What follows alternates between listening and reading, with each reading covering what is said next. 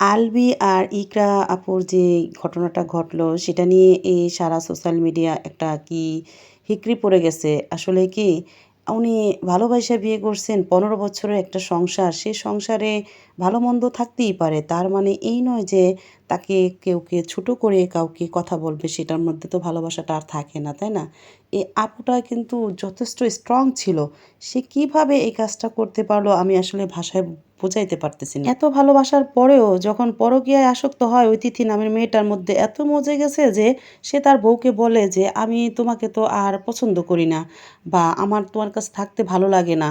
আমার তোমাকে ভালো লাগে না।" এই একটা কথা শুনলেই সেই মেয়েটার লাইফটা কেমন আর বেঁচে থাকার কোনো স্বাদ জাগে?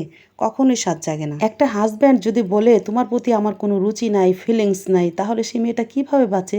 এরকম প্রথায় মানে ওদের ভিতরে অনেক আগে থেকে চলছিল। অথচ আমরা মিডিয়াতে দেখি কত সুন্দর খুনসুটি অনুষ্ঠান করে, বাচ্চাকে নিয়ে স্ট্যাটাস দেয়, মানে ভিডিও করে, ভিডিওগুলা দেখি।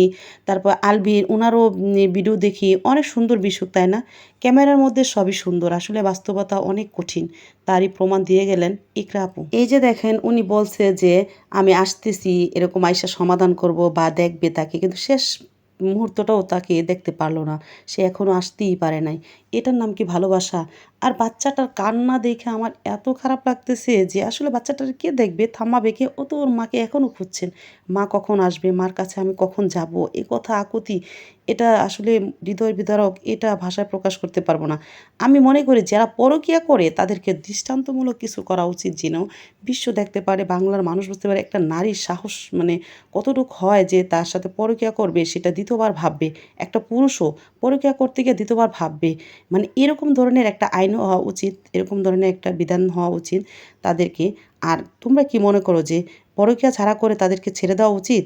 আমি এর মতে নাই যে ছেড়ে দেবো কেন? তাদের একটা দৃষ্টান্তমূলক শাস্তি হওয়া উচিত। যেন এই পরকীয়া কত সংসার নষ্ট হয়ে যাচ্ছে। দেখো সাকিব অপুর সংসারে বুবলি ঢুইকা সে সংসারটা নষ্ট করে দিল। সেম টু সেম এরকম আলভির সংসারে তিথি মেয়েটা ঢুইকা সংসারটা শেষ করে দিল। এ বলার ভাষা নাই। কি যে বলবো?